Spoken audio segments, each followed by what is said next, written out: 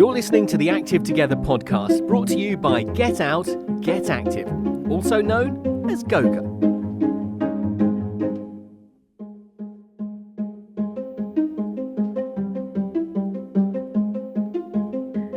Hello, welcome to the latest Active Together podcast with me, Sam Lloyd. And we've got another truly wonderful guest. I think if you'd split this gentleman in half, he'd have Goga branding all around him, because it's a very, very warm welcome to Alex Johnston. Hi, Alex, how you doing? I'm doing great, thank you, and thanks for that lovely introduction. And I'm branded and ready with Goga, so yes.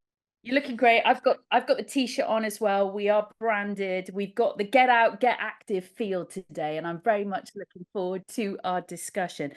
But in all seriousness, that's very true. You're grant manager for Spirit of 2012, and you've been involved in Goga right from the start.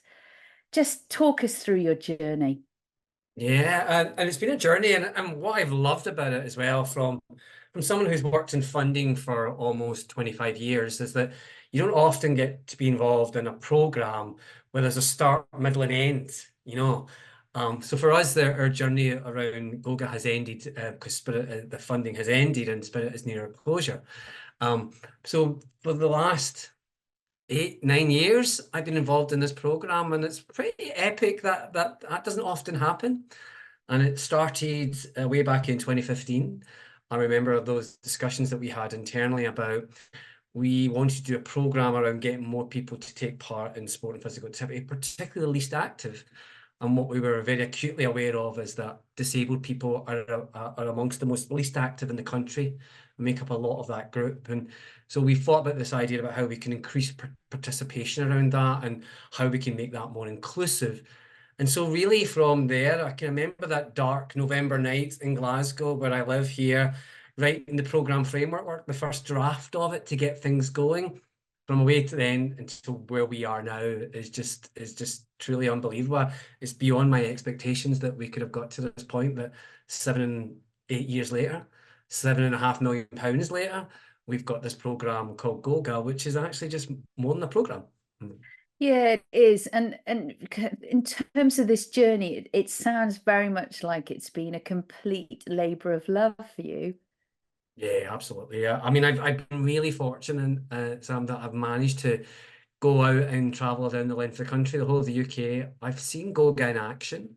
I've worked with the Goga teams, whether it be in local localities or in the national programme and Activity Alliance and all the other partners that are involved in that. So I've seen them in action. I've seen what they do. I mean, they do all the hard stuff. My job is really easy. My job is just doing sort of number crunching stuff at my end. But yeah, I fell in love with the program quite early on, and that love affair has continued. And when you think of the mantra, get out, get active, it's quite a simple connotation, but I guess there were various complexities to put it in action, spread the word, get various different clubs, organisations around the UK to really buy into it and then support them. Yeah, and I think I'm always still amazed, actually, because I made up that name as the working title, which was a kind of like your back of the fag packet moment, where it's like, well, we need to give it a name. We'll just call it Get Out, Get Active for the moment, but that'll probably change.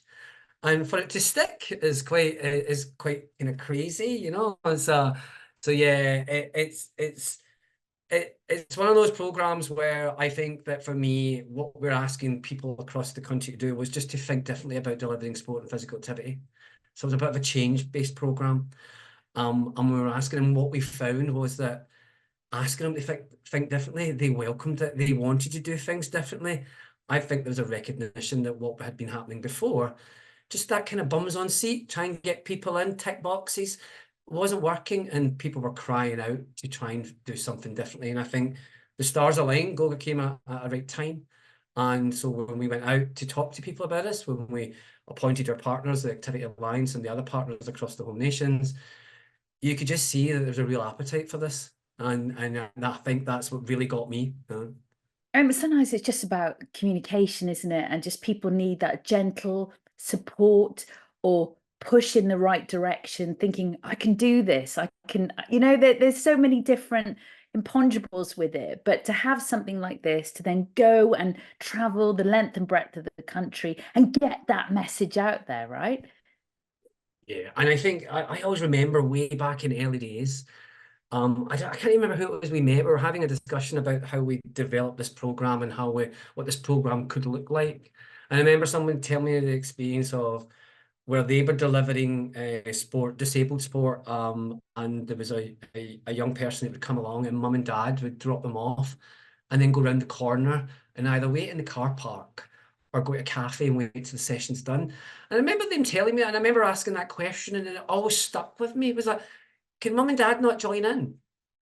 And that for me was where I started to really get into my Goga journey, that understanding about why are we creating these artificial barriers for people when we become a bit more open about this and really look at the barriers and say, actually, wouldn't it be great if mum and dad and all the brothers and sisters could join in? What about friends coming in with other friends who are disabled and non-disabled? What about them all just coming along and taking part and building sport and physical activity around them? And I think that's where that really resonated with me. And that's the kind of message I've been taking. And it's a message that I hear when I'm out as well. People get it. People who deliver Goga, one of the reasons why they love it is they really get it. They understand what it's trying to do.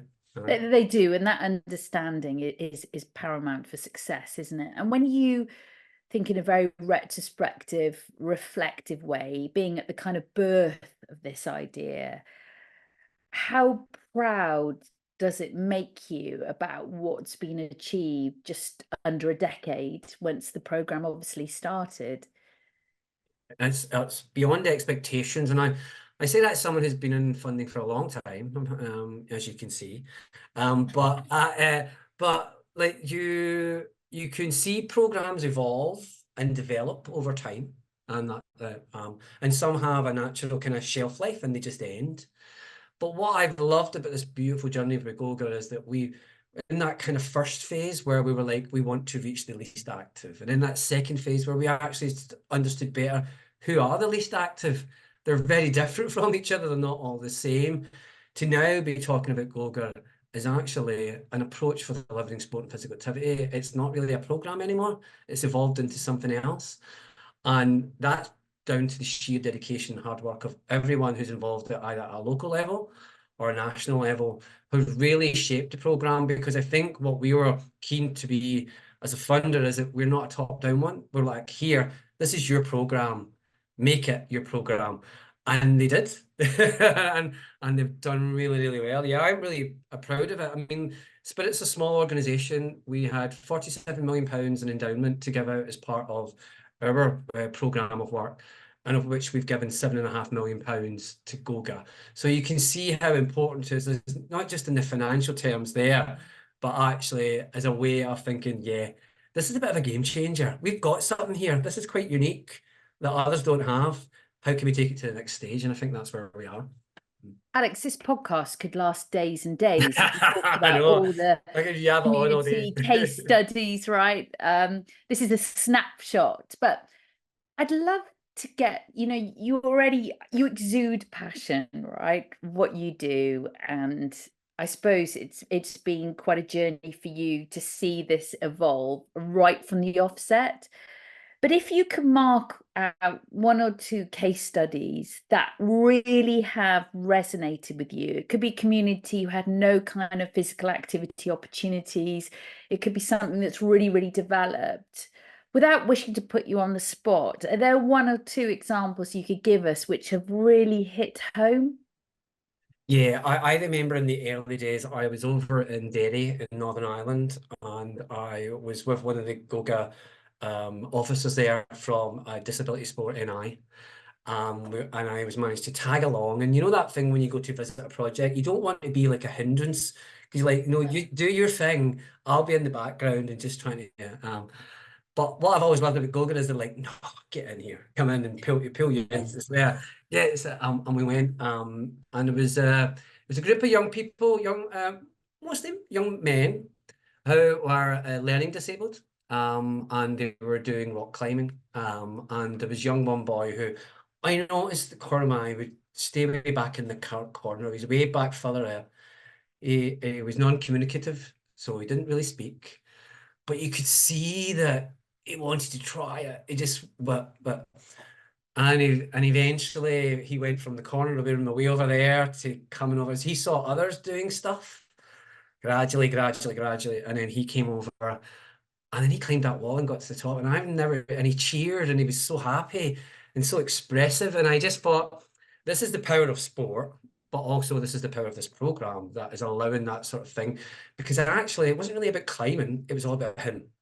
You know, it wasn't about that sport, it was actually about him and his journey. So that always stuck with me, is this is a bit of a different way of looking at people and communities, but also changing, and it changed my perceptions of not only disability, but of ability, because actually that was about what you can and can't do. And that's in common to us all. Doesn't matter if you're disabled or not, that's about what you can and can't do. So that one always stuck out. I thought it was amazing. I just thought it was a great example of just Goga really understanding people. And I think as well, something that's incredibly empowering and powerful is bringing people together through physical activity. You mentioned the example of the young child, the parents dropping that child off, but then going off to get a cup of tea or going to sit in the car park. Well, why can't they do it? Because those times are really, really precious, aren't they? To spend time and feel like you can do those kind of activities as a family, as a partnership, as friends. This is what's so special about Goga, isn't it? Yeah, and I think that Goga understands well that social element, that bringing people together and having fun are really important, and they're just as important as getting fit. And we all crave that in life, like, you know, meeting other people, having fun. And so sport can do that, and it can do it well. And Goga does it and does it well. But like that, the example you mentioned there, we have an example where like that young person had to go away and do social and fun and sport, but do it away from other people that would actually make it even more social and more fun. You know, so there's a simplicity to some of it, but actually we talk about this thing called the golden nuggets, and what they are for us in the world of sport and physical activity is the small things that make the biggest difference. And quite often that's what happens in programs like Goga, where it's things that we'd overlook and feel quite intuitive about, but actually they're having a fundamental life-changing difference to people as a result. And I found it fascinating speaking to guests on this podcast, and very different examples. Some really, shall I say, go-getting kind of individuals who've realised there's a huge need in their community for some kind of physical activity. Others just bringing people together who need it in whatever context, be it bereavement, for example. And I feel like Goga's like some kind of guiding light. It is one of sport's biggest kept secrets, because it is very much that guiding, and then giving individuals, communities, clubs the confidence to think, you know what, we're going to do this and we're going to do it.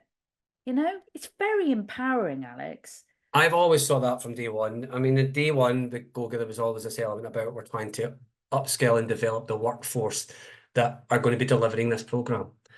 And I observed that in not just the Goga programs, but other programs we were involved with around sport and physical activity, is that for too long, people involved in that were in the business of participation. They were just like count numbers, get people in, get them in, count them in, get them out again. That's that kind of scenario. And actually, they were fatigued by that. There was an appetite for change, and just that word. I've always used that word as well as yourself, Sam, about this program is about empowering people that deliver sport and physical activity to think differently, to challenge, to fail, to succeed, to do all of that, and do it in a very different way. We were very clear from the onset that we're not in here for numbers. We're about quality over quantity. We're about, you know, failing forward. If you fail, that's fine. Let's learn from that, and what we're going to do differently the next time. It's not only just a physical activity, is it? It's the social interaction. It's meeting friends, the community spirit. There are so many levels to this, isn't there? Yeah, and you think about it, if we're trying to reach the people who don't often take part in sport and physical activity, maybe haven't for a long, long, long time, maybe not get the opportunity to do so, and you kind of think that actually they're not going to get up off the couch, get up through the door, get into the club or whatever the setting is, and start running a marathon. They're not going to be able to do that. Actually, you're going to have a lot of hand holding, a lot of nurturing, a lot of building confidence and doing all that. And social stuff and fun stuff helps with that. That's the stuff that gets them in the door. And then gradually those wee small steps of I might just go on that bike for a wee 5 minutes now and try that after a few weeks. And you see that journey starting for people. I mean, we talk about active together, but at Spirit we also talk about active journeys, which is people who are very, very inactive, the least active. It is a real journey. There's a journey where there's of small steps and there's lots of bumps. And sometimes they'll behave the way you want them to be too, sometimes they won't. But you need to keep at it, because when you eventually there's a moment where there's a eureka moment and they get it and they love it, and then next thing you know they're physically active every week. And Goga does that to people. It makes them more physically active for sure. This is a phrase that's bandied around a lot, but it is very fitting in this context. The unsung heroes, sort of the volunteers, because the amount of people I've spoken through Goga who might have seen an advert within their community and ended up joining a club, and now they're volunteering themselves because they're totally into it. And it's kind of beautiful to see that when it happens, because you see people going from, I'm going to take part in this, and then next thing you know, that there's a moment where it's like, I'm loving it, it's great, how can I give back? What can I give back? And then that's when they go into their volunteering role. And sometimes they'll chop and change between that role, like, I'll take part, I'll volunteer, I'll take part and volunteer. And I think we funders and others, we get worried about putting people in those neat boxes, and we were starting to say, does it really matter? Let them do whatever they want to do. It's like, that's it. But encouraging people into that, and seeing them just actually being interested in making what they do in front of them succeed, either as a participant or a volunteer, is a real strength of Goga as well. And I guess it's very healthy in terms of the cycle to maintain and keep these clubs going, because people are so invested in it, they try it, they believe in it, they buy into it, and then they volunteer. So then you've got a really kind of healthy cycle of numbers, right? Yeah, and volunteering is always good for that. It helps with that sustainability and that piece around that actually can only bode well for the future for that club, for that organisation, that they have a healthy pool of volunteers, diverse in nature as well, that represent the community as well as the club. So that, as I say, these people eventually they become, as you say, the unsung heroes, but they're like, they become the lifeblood of the community and the club, and that's a nice thing to see as well. Now, I know there's a very, very special event coming up in your hometown of Glasgow, the Power of Sport conference, which I gather that you're leading on. But Power of Sport, tell me a little bit about that. Yeah, so it kind of comes from life, and it's rooted in Goga. It's actually the power of sport and physical activity, because we don't want to miss out our friends in the world of physical activity.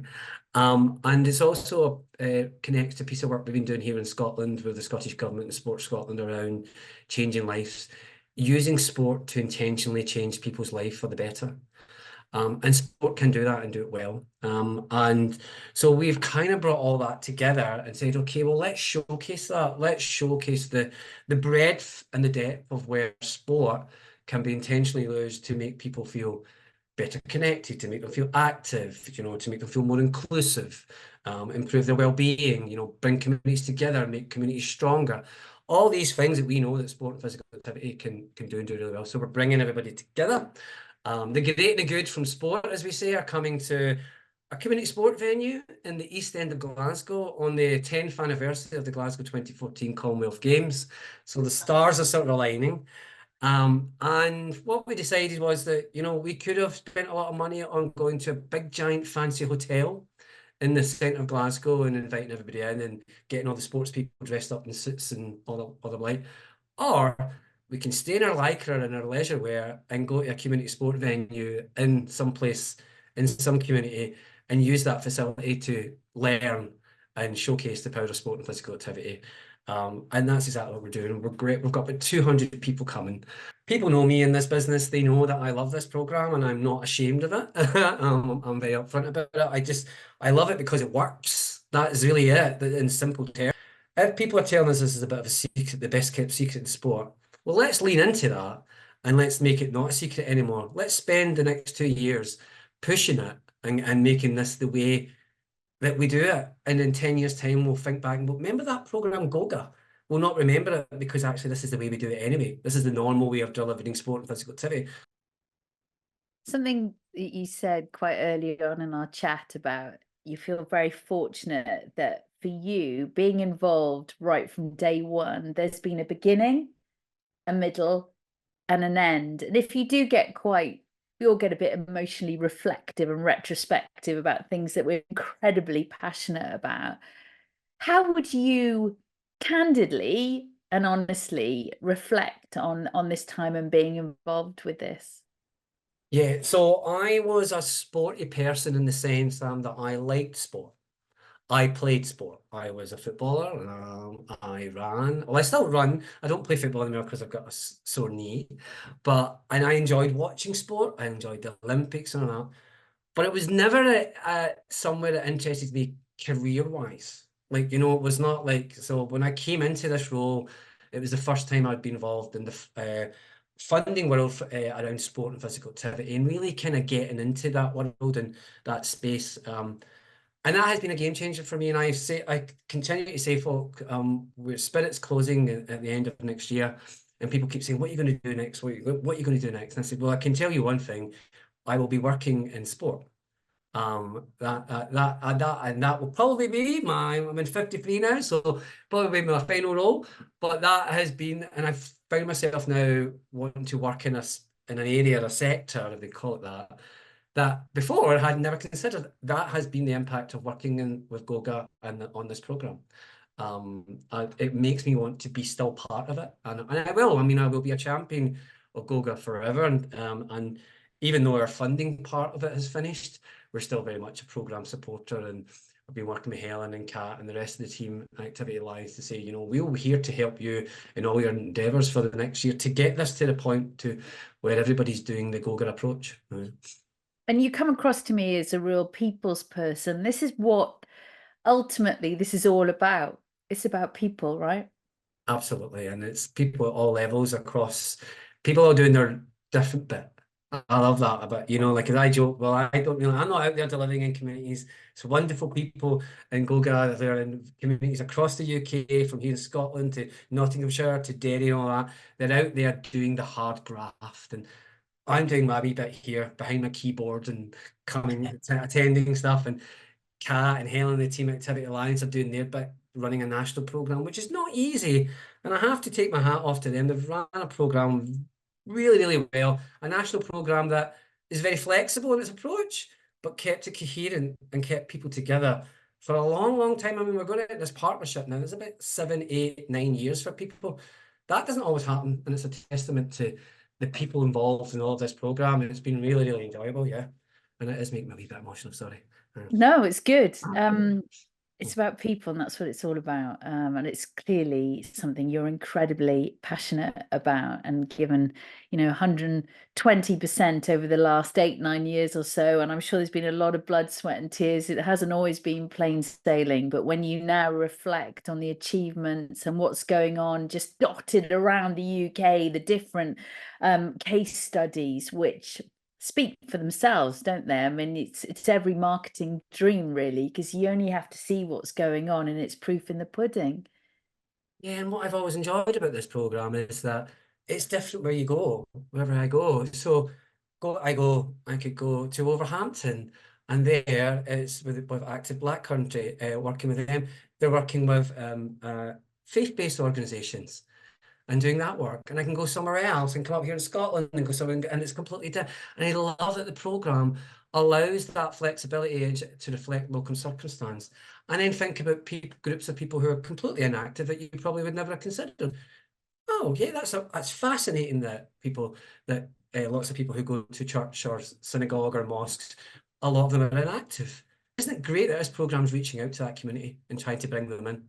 And so I've always loved that part of it, that it is sufficiently flexible enough to still be a coherent program. But when it comes to localities and what's been done on the ground, everything's around what people in the communities want, not what us up here want. It's what they want. That's the way it should be. Alex, obviously the name of this podcast is Active Together. So before I let you go, I'd love to get your own personal interpretation. What does Active Together mean to you? I think Active Together for me is about everybody being involved in sport and physical activity. Sport and physical activity should be for everyone. And Active Together allows us to take that wee bit forward by bringing something that really understands what it's like for disabled and non-disabled people to take part in sport together. Doesn't mean in the future we can't open this up and make it much more inclusive and include other groups. The model's there, the ingredients are there, and we know that this one works. We know that how happy it is. I see pictures of people who are involved in Goga projects and they're being active together, and their picture just tells me everything that I need to know as a funder. I can see the impact just on the smiles and in the faces of people of all different shapes and sizes and shades across the whole of the UK. So that's what Active Together to me. I believe firmly in inclusion. I'm interested in not people doing different things in different places, but actually, how do we break down divides? How can we bring people together? We know sport and physical activity can do that well, and now we have a programme within that called Goga that actually has a model that really, really works well about bringing different people together to be active together. And I love Active Together. I've pushed for it a lot with Helen and the team. Like, this is a great thing. Let's promote this and show this to the world, because it is good and it really, really works. I love your passion and enthusiasm and all that you've done to make this such a huge success. But for now, Alex, many thanks for joining us today on the podcast. Thank you for your time. It's been a pleasure. You're listening to the Active Together podcast, brought to you by Get Out, Get Active, also known as Goga. If this story's inspired you, remember, it's not about what you do or how much you do. It all counts to get out and get active. And if you're part of an organisation wondering what you can do to help others to get active, visit getoutgetactive.co.uk, where you'll find lots of information and resources to help get you started.